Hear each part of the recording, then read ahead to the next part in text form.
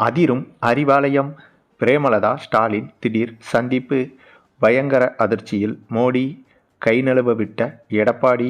அதாவது, தமிழக அரசியலில் நேற்றைய தினமும் இன்றைய தினமும் மறக்க முடியாத நாளாக மாறிவிட்டது. ஏனென்றால், நேற்று தமிழகம் வந்த மோடி, என்டிஏ கூட்டணியில் எந்தெந்த கட்சிகள் இடம்பெறும் என்பதை கிட்டத்தட்ட காட்டிவிட்டார். ஏனென்றால், நேற்று மோடி தமிழகம் வந்து கலந்து கொண்ட நிகழ்ச்சியில் அதிமுக மற்றும் டிடிவி தினகரன், அதனைத் தொடர்ந்து அன்புமணியன் பாமக கட்சி உள்ளிட்ட கிட்டத்தட்ட 11 கட்சிகள் இந்த கூட்டணியில் இணைந்திருப்பது அதிமுகவுக்கும் பாஜகவிற்கும் மிகப்பெரிய பலமாக மாறியிருக்கிறது. ஆகவே இந்த ஒரு கூட்டணிக்கு பிறகு கண்டிப்பாக திமுக அதிமுகவுக்கு இடையேதான் இந்த தேர்தலில் கடும் போட்டி என்பது மீண்டும் உறுதி செய்துவிட்டது. ஏனென்றால், விஜயின் கட்சி திமுகவுக்கு தாங்கள்தான் போட்டி என்று கூறி வந்த நிலையில் அதை சுக்குநூறாக நொறுக்கியுள்ளது அதிமுகவின் இந்த ஒரு மாபெரும் கூட்டணி. அது மட்டுமில்லாமல், இந்த கூட்டணி என்பது அதிமுகவிற்கு மிகப்பெரிய பலமாக மாறியிருக்கிறது. அதற்கு காரணம், என்னதான் எடப்பாடியும் டிடிவி தினகரனும் எதிராளியாக இதுவரை இருந்தாலும், இப்போது ஒரே கூட்டணியில் இருப்பதால் அதிமுகவின் வாக்குகள் என்பது ஓரளவுக்கு மொத்தமாக அதிமுக கூட்டணிக்கு விழுந்துவிடும்.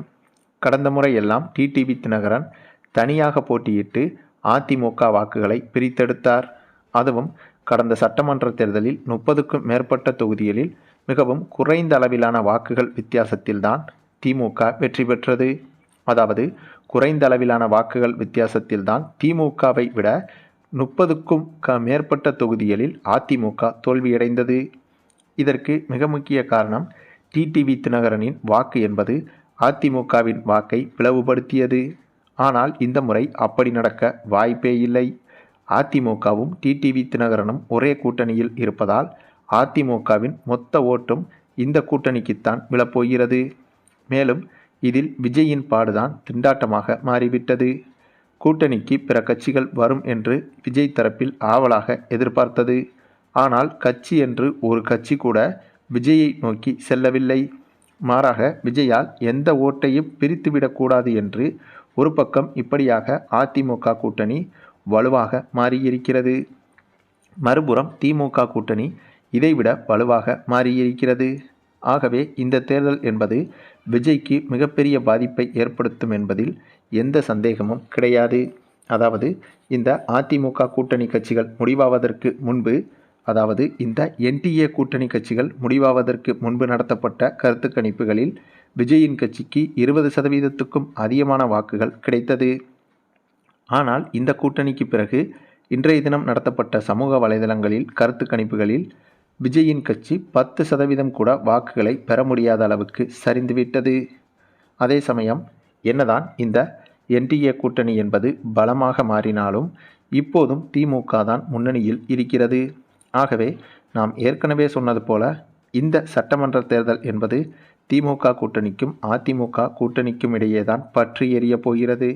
அதிலும் இதில் சீமானுடைய நிலைமையெல்லாம் யோசிக்க கூட முடியாது. அந்தளவுக்கு 1% வாக்குகளை சீமான் பெறுவதே கேள்விக்குறியாக மாறிவிட்டது. கிட்டத்தட்ட இந்த தேர்தலோடு சீமானின் கட்சி முற்றிலுமாக கலைவதற்கும் அதிக வாய்ப்புகள் தெரிகிறது. அது மட்டுமில்லாமல், நேற்று நடந்த இந்த என்டிஏ கூட்டணி நிகழ்ச்சியில் பரம எதிரியான எடப்பாடியும் டிடிவி தினகரனும் பொன் சிரிப்போடு கை குலுக்கி கொண்ட காட்சி என்பது பலருக்கும் ஆச்சரியத்தையும் அதிர்ச்சியையும் ஏற்படுத்தியது. ஏனென்றால், எடப்பாடியை அழிக்க மட்டுமே உருவான கட்சிதான் டிடிவி தினகரனின் கட்சி. எடப்பாடியை அரசியலிலிருந்தே முற்றிலும் ஒதுக்கி வைப்பதற்காக உருவாக்கப்பட்ட கட்சிதான் டிடிவி தினகரன் கட்சி.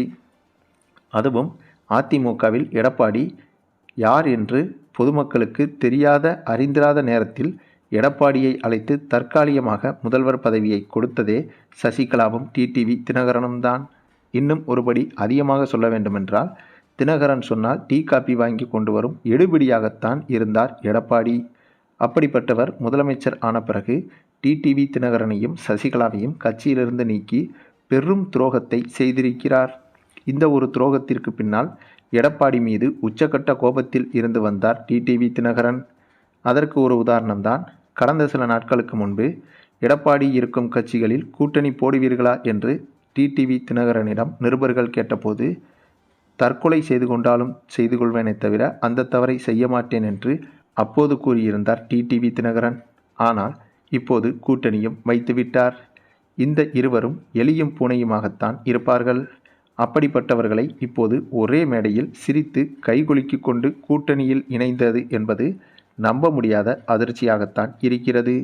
அரசியலில் எது வேண்டுமானாலும் நடக்கும், எப்படி வேண்டுமானாலும் நடக்கும், எப்போது வேண்டுமானாலும் நடக்கும் என்பதற்கு இந்த ஒரு சம்பவமும் உதாரணம். அதே சமயம் நேற்று நடைபெற்ற இந்த என்டிஏ கூட்டணியில் 2 முக்கிய நபர்கள் கூட்டணியில் இன்னும் இணையவில்லை. ஒருவர் ஓபிஎஸ், மற்றொருவர் பிரேமலதா. தேமுதிக மற்றும் ஓபிஎஸ் இருவரும் என்டிஏ கூட்டணியில் இணைவார்கள் என்று எதிர்பார்க்கப்பட்டது. ஆனால் கூட்டணி பேச்சுவார்த்தையில் இவர்களுக்கு பின்னடைவு ஏற்பட்ட காரணத்தால் இவர்கள் இந்த கூட்டணியில் இணைய மறுத்துவிட்டதாக சொல்லப்படுகிறது. ஆனாலும் தற்போது ஸ்டாலினை தேமுதிக பொதுச் செயலாளர் பிரேமலதா சந்தித்துள்ளார் என்ற தகவல் வெளியாகி வருகிறது. இவர்களுக்குள் கூட்டணி பேச்சுவார்த்தை ஓரளவுக்கு சுமூகமாக முடிந்துவிட்டது என்றும் தான் தெரிகிறது. இது குறித்த அதிகாரப்பூர்வ தகவல்கள் இன்னும் ஒரு சில மணி நேரங்களிலேயோ அல்லது ஒரு சில நாட்களிலேயோ வெளியாகும். அதேபோல ஓபிஎஸ் தரப்பும் திமுகவுடன் பேச்சுவார்த்தை நடத்தி வருகிறது. கடந்த சில மாதங்களாகவே திமுகவுடன் ஓபிஎஸ் இணக்கமாக இருந்து வருகிறார். மேலும் என்டிஏ கூட்டணியில் ஓபிஎஸ் இணைவதற்கு வாய்ப்புகள் குறைவு. ஏனென்றால் அந்த கூட்டணியில்தான் எடப்பாடி இருக்கிறார். எடப்பாடி இருக்கும் இடத்தில் ஓபிஎஸ் கண்டிப்பாக இருக்க மாட்டார். அதேபோல விஜயின் கட்சிக்கும் ஓபிஎஸ் போக மாட்டார். விஜய் கட்சி என்பது மிகவும் சிறிய கட்சி. ஆகவே அங்கேயும் ஓபிஎஸ் செல்ல மாட்டார். அப்படி பார்த்தால் கண்டிப்பாக திமுகவுடன் இணைவதற்குத்தான் ஓபிஎஸ்க்கு அதிக வாய்ப்புகள் இருக்கிறது. அதுவும் நேற்று இந்த என்டிஏ கூட்டணியில் எடப்பாடி, டிடிவி தினகரன், அன்புமணியின் பாமக கட்சி உள்ளிட்ட கட்சிகள் இணைந்ததால் இந்த என்டிஏ கூட்டணி மிகவும் பலமாக மாறிவிட்டது. இதன் காரணமாக இப்போது திமுக கூட்டணியில் இன்னும் பலப்படுத்த வேண்டிய சூழ்நிலை என்பது திமுகவுக்கு இருக்கிறது. அதனாலேயே தேமுதிக மற்றும் ஓபிஎஸ் கட்சிகளை திமுகவில் இணைக்க திமுகவும் பேச்சுவார்த்தையில் இறங்கிவிட்டது. ஒருவேளை தேமுதிக, ஓபிஎஸ் என இருவரும் திமுக கூட்டணியில் இணைந்தால் கண்டிப்பாக இந்த தேர்தலில் திமுக கூட்டணி அதிகப்படியான வெற்றிகளை பெறும் என்பதில் எந்த ஒரு சந்தேகமும் கிடையாது. சரி, நீங்கள் சொல்லுங்கள், நடைபெறப் போகின்ற இந்த சட்டமன்ற தேர்தலில் தேமுதிக யாருடன் கூட்டணி வைக்கப் போகிறது என்பதை பற்றியும், ஓபிஎஸ் யாருடன் கூட்டணி வைப்பார் என்பதை பற்றியும், குறிப்பாக நேற்று நடைபெற்ற இந்த என்டிஏ கூட்டணியில் 11 முக்கியமான கட்சிகள் இணைந்திருப்பதால் இது அதிமுக கூட்டணிக்கு இந்த சட்டமன்ற தேர்தலில் எதிர்பார்த்த வெற்றியை பெற்றுக் கொடுக்குமா என்பதை பற்றியும் நீங்கள் என்ன நினைக்கிறீங்கன்னு உங்களுடைய கருத்துக்களையும் கமெண்டில் தெரிவிங்க. மேலும் இந்த வீடியோ பிடிச்சிருந்தா லைக் பண்ணுங்கள், மற்ற அனைவருக்கும் ஷேர் பண்ணுங்கள், மறக்காமல் நம்ம சேனலை சப்ஸ்கிரைப் பண்ணுங்கள்.